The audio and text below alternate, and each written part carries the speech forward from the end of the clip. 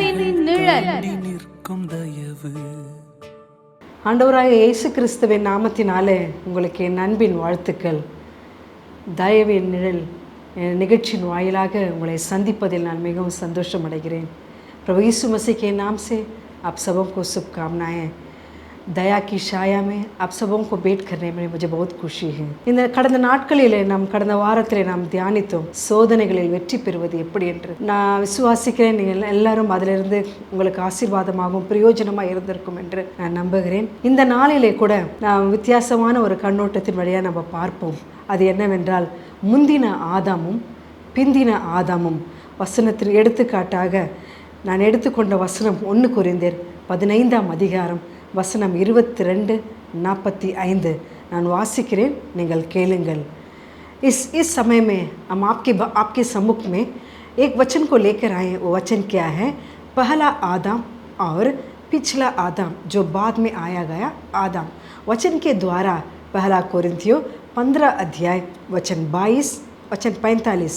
இதில் 22ஆம் வசனம் இப்படியாக சொல்கிறது, ஆதாமுக்குள் எல்லோரும் மரிக்கிறது போல கிறிஸ்துவுக்குள் எல்லோரும் உயிர்ப்பிக்கப்படுவார்கள்.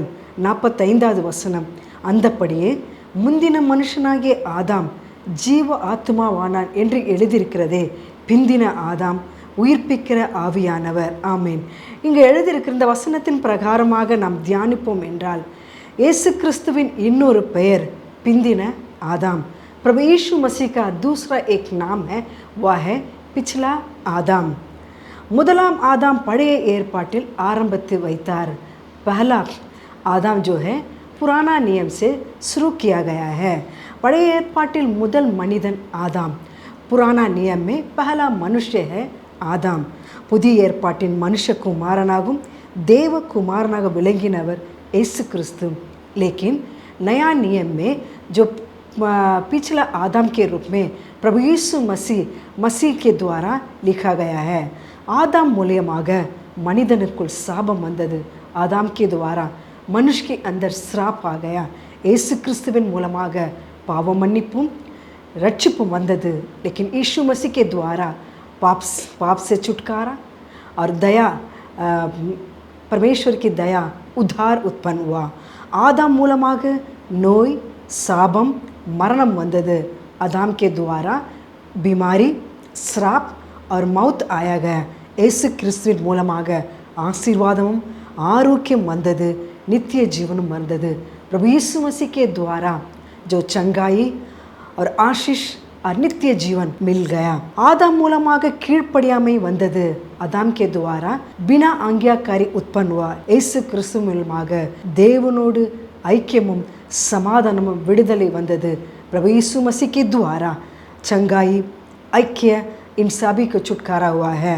தந்திரமாக வஞ்சிக்கப்பட்ட ஆதாம் தன்னுடைய ஆளுகையும் அதிகாரத்தையும் சாத்தானுக்கு விற்று போட்டான். சாத்தான் உலகத்துக்கு அதிபதியாய் மாறிவிட்டான். மனிதனுக்குள் போராடுகிற 2 விதமான சுவாபங்கள் உண்டு. ஒன்று தலைமுறையாய் வருகிற ஆதாமின் சுவாபம், இரண்டாவது கிறிஸ்துவின் மூலமாய் வருகிற தெய்வீக சுபாவம். मनुष्य के सामने 2 स्वभाव है जो मनुष्य के अंदर उत्पन्न होता है. पहला पीढ़ी से उत्पन्न होने वाला आदम का स्वभाव. दूसरा प्रभु यीशु मसीह के द्वारा जो चंगाई के रूप में उत्पन्न होता है. பாவம் செய்ததினால் ஆதாம் எதெல்லாம் இழந்தான் என்பதை குறித்து நாம் இப்போ பார்க்க போகிறோம். पाप किया आदम किस प्रकार वो क्या किया जो खो गया, उसके बारे में आज हम देखने वाले हैं. முதலாவதாக நாம் பார்க்குவோம் தேவ ஐக்கியத்தை. ஆதாம் முதலாவது எதை இழந்தான் என்று நம்ம பார்த்தால் தேவ ஐக்கியத்தை இழந்தானாம். पहला आदम ने क्या खो गया? परमेश्वर के सामने से एक ஐக்கிய जो है उसके अंदर से खो गया. வசனத்திற்கு ஆதாரமாய் நம்ம எடுத்துக்கொண்டால் ரோமர் 5ஆம் அதிகாரம் 14வது வசனம் இப்படியாக சொல்கிறது, அப்படி இருந்தும் மரணமானது ஆதாம் முதல் மோசே வரைக்கும் ஆதாமின் மீறுதலுக்கு ஒப்பாய் பாவம் செய்தவர்களையும் செய்யாதவர்களையும் ஆண்டு கொண்டது. அந்த ஆதாம் பிந்தின மனுஷனுக்கு முன் அடையாளமாக இருக்கிறான். रोमियो के पुस्तक 5 अध्याय वचन 14 में आप ध्यान से पढ़िए. ஆதாமும் ஏவாளும் தங்கள் பாவத்தின் நிமித்தமாக முதலாவது அவங்க எதை இழந்தார்கள் என்று தெரியுமா? தேவனோடு உள்ள ஐக்கியத்தை இழந்து போனார்கள். आदम और हव्वा पाप करने से वजह से परमेश्वर में जो ऐक्य है उनको खो गया. ஐக்கியம் எந்த ஐக்கியத்தை இழந்தார்கள்? ஆதியாகமம் 3ஆம் அதிகாரம் வசனம் 8 இப்படியாக இருக்கிறது. அதன் முதல் பாகத்தை நான் வாசிக்கிறேன். பகலில் குளிர்ச்சியான வேளையில் தோட்டத்தில் உலாவுகிற தேவனாகிய கர்த்தருடைய சத்தத்தை அவர்கள் கேட்டார்கள். முதலாவது அவர்கள் எதை இழந்து போனார்கள் என்று சொன்னால், தேவனுடைய ஐக்கியத்தில் பகலில் ஆண்டவர் சிருஷ்டித்ததான முதல் மனுஷனாகிய ஆதாமும் ஏவாளும் அவர்களோடு கூட அவர் உறவாடுவதற்காக உலாவுவதற்காக பகலில் குளிர்ச்சியான வேளையில் கர்த்தர் அவர்களோடு உறவாடினார். கர்த்தர் பரலோகத்தில் இறங்கி வந்து அவர்களோடு கூட உலாவினார் என்று நம்ம பார்க்கிறோம். ஆனால் கர்த்தர் அவங்க என்ன செஞ்சாங்கன்னா, பாவம் செய்தது நிமித்தம் அந்த ஆதாமோடும் ஏவாளோடு இருந்த ஐக்கியத்தை அந்த நிமிஷமே அவங்களோட முறிந்து போய்விட்டது. இப்படி அவங்க தேவனுக்குள் இருந்ததான அந்த ஐக்கியம் முதலாவது துண்டிக்கப்பட்டது. எப்படி துண்டிக்கப்பட்டதுன்னா, பகலின் குளிர்ச்சியான வேளையில் அவர்களோ அந்த உறவாடுதலே அந்த இடம் துண்டிக்கப்பட்டது. आदम ने पहला उत्पत्ति का पुस्तक 3 अध्याय वचन 8 में ऐसा लिखा है, जो परमेश्वर ने उन दोनों को बीच में भेंट करने के लिए, मुलाकात करने के लिए शाम के समय उनके साथ बातचीत करने के लिए उनको बुलाकर लेकर आया था. लेकिन जिस समय उसने पाप किया उसी समय उन सारे बंधन को टूट गया. இரண்டாவதாக அவர்கள் நிர்வாணி என்று கூட அவர்கள் தெரியாமல் கர்த்தர் தம்முடைய மகிமையினாலே அவர்களை மூடி வைத்திருந்தார்.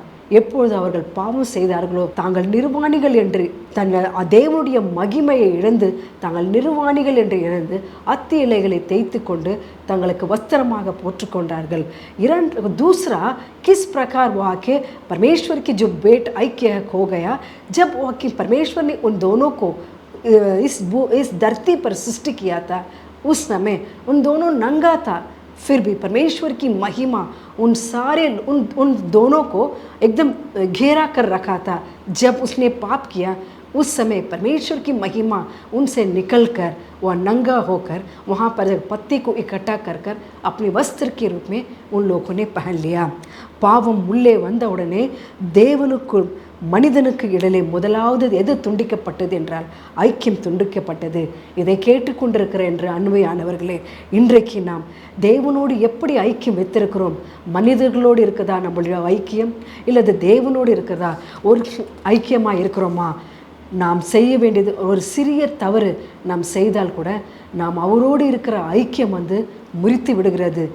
தேவன் முதலாக ஆதாமை சிருஷ்டித்த போது அவங்களுக்கு எல்லா விதத்திலும் அவங்களுக்கு எந்த ஒரு குறைவில்லாமல் ஆசீர்வாதமாக இருந்தார்கள். ஆசீர்வாதத்துக்கு குறைவில்லை, நன்மைக்கு குறைவில்லை, திருப்திக்கு குறைவில்லை, சந்தோஷத்துக்கு குறைவில்லை. இப்படி குறைவில்லாமல் அவர்கள் என்ன செஞ்சு கொண்டிருந்தாங்க? வாழ்ந்து கொண்டிருந்தார்கள். நம்ம வேதத்திலே பார்க்கிறோம். எப்போது பிசாசு உள்ளே நுழைந்தானோ, பிசாசின் வார்த்தைகளுக்கு செவி கொடுத்தார்களோ, அந்த நிமிஷமே அவர்கள் தேவனுடைய ஐக்கியத்தை விட்டு தூரம் போனவன சபிக்கப்பட்டவர்களாய் வாழ்க்கையிலே தோற்று போனவர்களாய் இருந்தார்கள். परमेश्वर यहाँ पर आदम को पहले परमेश्वर ने सृष्टि किया. उन दोनों को बीच में कुछ भी कमी नहीं था. आशीष की कमी नहीं था, कृपा की कमी नहीं था, भोजन की कमी नहीं था, शांति की कमी नहीं था, किसी बात की कमी नहीं था. उन सारे एकदम सुख के साथ बिताया करके वचन ऐसा लिखा है, जब शैतान की बात को उन्होंने सुना उस समय उन सारे उन जितने कमी कुछ नहीं था, उन सारे कमी आ गया और वे अकेलेपन और के हारा हुआ व्यक्ति मानकर रहने लगा. நாமும் கூட தவறு செய்யும்போது, தேவனோடு கூட அவருக்கு பிரியமில்லாத காரியத்தை நாம் செய்யும்போது, நாம் அவரோடு கூட இருக்கிற உறவுகள் துண்டிக்கப்படுகிறது.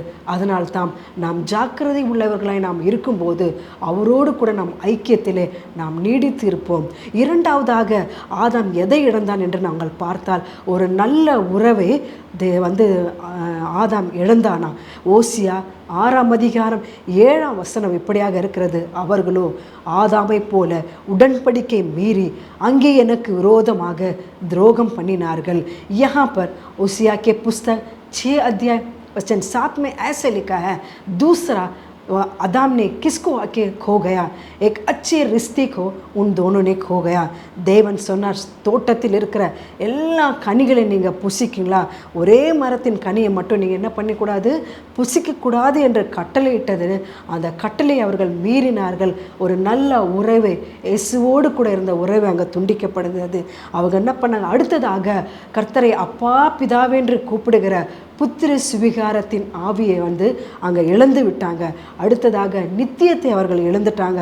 ஆதியாகமம் 2ஆம் அதிகாரம் 9ஆம் வசனம் இப்படியாக இருக்கிறது, தேவனாகிய கர்த்தர் பார்வைக்கு அழகும் புசிப்புக்கும் நலனுமான சகலவித விருட்சங்களையும் தோட்டத்தின் நடுவிலே ஜீவ விருட்சத்தையும் நன்மையும் தீமையும் அறியத்தக்க விருட்சத்தையும் பூமியிலே முளைக்க பண்ணினார். मनिदनुकुल जीवन கொண்டு வந்தது. यहाँ पर क्या लिखा है, दूसरा क्या है, या परमेश्वर ने जो फल को नहीं खाने के लिए कहा उन्हीं फल को, परमेश्वर की आज्ञा को उन्होंने तोड़ा. इसलिए परमेश्वर के रिश्ता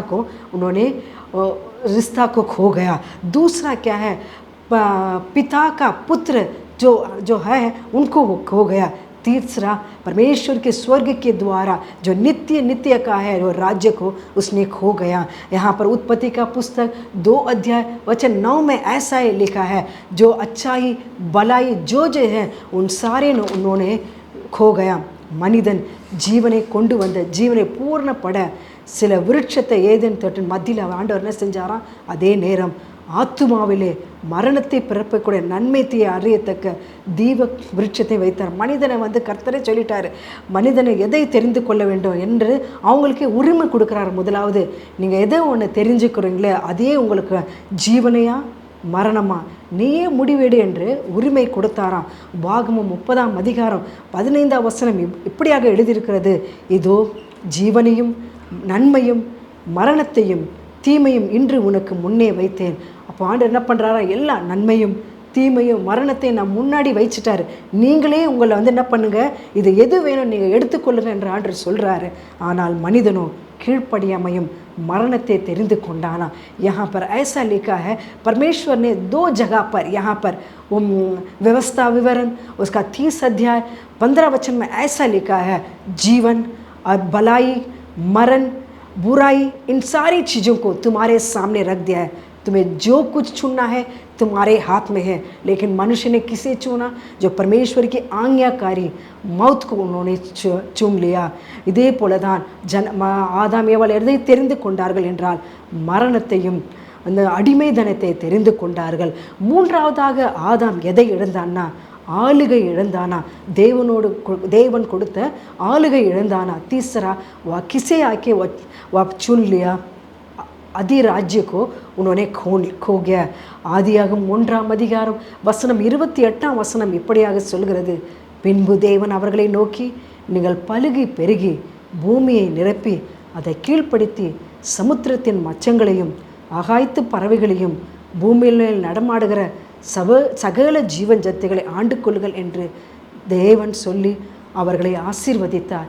यहाँ पर उत्पत्ति का पुस्तक 1 अध्याय 28 वचन में ऐसा लिखा है, परमेश्वर ने उन्हें सब कुछ यहाँ पर राज्य करने के लिए सारे चीज़ों को दे दिया. जैसे कि மனிதன் பாவம் செய்த போது தேவன் அவர்களுக்கு கொடுத்த அதிகாரத்தையும் ஆளுகையும் சாத்தானுக்கு அவங்க என்ன பண்ணாங்க, விற்று போட்டார்கள். பின்பு மிருக ஜீவன்களும் ஃபஸ்ட்டெல்லாம் என்ன நடந்ததுன்னா, மிருக ஜீவன்கள் ஆதாமும் ஏவாளை கண்டு பயந்து தான். பின்பு எப்போது அவர்கள் இந்த ஆளுகையிலிருந்து இதை இழந்தார்களோ பின்போ அந்த மிருகங்களே இவங்களை கண்டு என்ன பண்ணிச்சான், உரிமையதான். கர்த்தர் ஆதாமை உலகத்தின் அது அதிபதியாக நியமித்தார். ஆனால் அவங்க என்ன செஞ்சாங்க, எப்போதும் மனிதன் பாவம் செய்த அப்போது சாத்தான் என்ன செஞ்சான், இந்த முழு உலகத்துக்கு அதிபதியாய் ஆகிவிட்டான். இதன் பிறகு தான் பிந்தின ஆதாமாகிய கிறிஸ்து இயேசு சிலுவையிலே மறித்து அந்த ஆளுகையிலிருந்து நம்மளுக்கு வெற்றி கொடுத்தாராம். சிலுவையிலே உலகத்தின் அதிபதியாய் சாத்தானின் தலையை நசுக்கி அவன் மேல் நம்மளுக்கு என்ன கொடுத்தாராம், அதிகாரத்தை தந்தாராம். அதனால தான் வசனம் இப்படியாக இருக்கிறது, என் நாமத்தினாலே நீங்கள் பிசாசுகளை துரத்துவீர்கள் என்று மத்திய எழுதல் सुविशेषத்தில் நாம் எழுதியிருக்கிறது. यहाँ पर तीसरा क्या लिखा है, इन सारे बातों की बात में जब प्रभु यीशु मसीह ने यहाँ पर आकर क्रूस पर इन सारे जो ये खोया है, इन सारों को दोबारा हमें तृप्त रहने के लिए हमें वापस हमें दिया है. தோல்வியால் இன்றைக்கி நாம் தலைகுனிந்து நிறந்த மனு குலக்கத்திற்கு கர்த்தர் இறங்கி வந்து மரணத்திலும் உயிர் தெழுதலிலும் நம்மளை தலை நிமிரும்படியாக செய்தார். அப்பொழுதுமே நம்மளை வெற்றி சிறக்க பண்ணுகிற அவர் தேவனாக இருக்கிறாராம். இன்று நாம் 3 விதமான நம் காரியங்களை நாம் தியானித்தோம். இதெல்லாம் என்றால் முந்தின ஆதாம் எதெல்லாம் இழந்தான்னா, தேவனோடு உள்ள ஐக்கியத்தை இழந்தான், தேவனோடு உள்ள நல்ல உறவை இழந்தான், தேவனோடு உள்ள நல்ல தேவன் கொடுத்த ஆளுகை இழந்தான். இப்படியாக நம்ம பார்த்தோம். என்றைக்கு முந்தின ஆதாம் இவை எல்லாவற்றையும் இழந்தானோ, பிந்தின ஆதாமாக இயேசு கிறிஸ்து இந்த உலகத்துக்கு வந்து உலக இரட்சகராக இவை எல்லாவற்றிலிருந்து நம்மளுக்கு என்ன செஞ்சாராம்? வெற்றி சிறக்க பண்ணினாராம். அந்த ஐக்கியத்தில் இன்றைக்கு நாம் அப்பா பிதாவே என்று கூப்பிடும்படியாக தேவன் நமக்கு என்ன கொடுத்திருக்கிறாரா? புத்திர ஸ்வீகாரத்தினாவே நம்மளுக்கு கொடுத்திருக்கிறார். நாம் ஜெபிக்கும் போது, அப்பான்று நம்ம கூப்பிடும்போது அவர் நம்ம சமூகத்திற்கு அவர் ஓடி வருகிறார். வசனம், எங்கு 2-3 பேர் என் நாமத்தில் கூடுவார்களோ அவர்கள் மத்தியில் நான் வாசமாக இருக்கிற வசனம் இருக்கிறதில்ல. அதே போல தான் நாம் எப்பெல்லாம் அவரை நாம் நோக்கி கூப்பிடுகிறோமோ அப்பெல்லாம் அவர் நம்மிடத்தில் வருகிறவராக இருக்கிறாராம். இந்த ஐக்கியத்தில், இந்த உறவுகளிலிருந்து நாம் என்ன செய்ய வேண்டும் என்றால், நாம் தேவனோடு கூட அந்த ஐக்கியத்தில் நாம் இருக்க வேண்டும் என்றால், அவரோடு ஒரு நல்ல உடன்படிக்கைகள் நான் செய்யும்போது அவரோடு கூட அவர் நம்மளுக்கு கொடுத்திருக்கிற அந்த ஆளுகையை நாம் பாதுகாக்க வேண்டும் என்றால், நாம் தவறுகளை நம் எல்லா மனுஷரும் தவறு செய்வது, எல்லாரும் தவறு செய்கிற, ஆனால் தன் பாவங்களை மறைக்கிறவன் வாழ்வடைய மாட்டான்.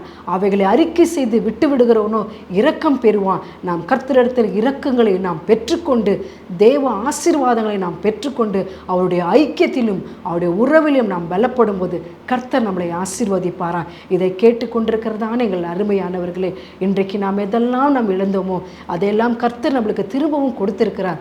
அதை நாம் பத்திரப்படுத்தி கொண்டு அதை நம்ம மென்மேலும் நாம் பாதுகாத்து அவருக்குள்ளாய் நாம் பலப்படும் போது கர்த்தர் நம்மை மென்மேலும் ஆசீர்வதிப்பாராம்.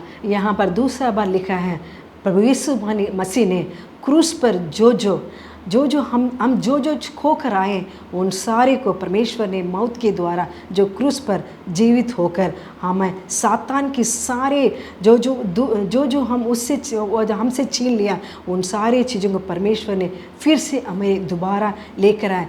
आज ये वचन को सुनने वाले आप सबों को मैं ये सुसमाचार सुनाने वाला हूँ. जो हमने खो गया था, उन सारे चीज़ों को परमेश्वर ने हमें दिया है. उसे हम आके संभाल कर परमेश्वर के द्वारा और आगे बढ़ने के लिए परमेश्वर हमें मदद करेगा. हम अपने सर झुकाकर हम प्रार्थना करेंगे. ये दयालु अनुग्रहकारी सर्वशक्तिमान स्वर्गीय पिता परमेश्वर, इस सुंदर समय के लिए धन्यवाद देते हैं. परमेश्वर, जो हम खोए हैं उन सारे को आपने दोबारा हमें दिया है. उसे हम संभाल कर रखकर आगे बढ़ने के लिए हमें मदद करिए.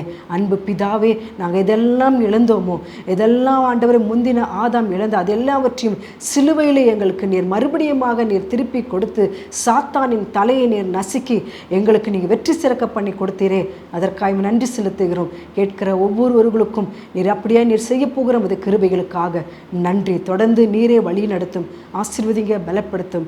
இயேசுவின் கிருபையினாலே நல்ல பிதாவே, ஆமென்.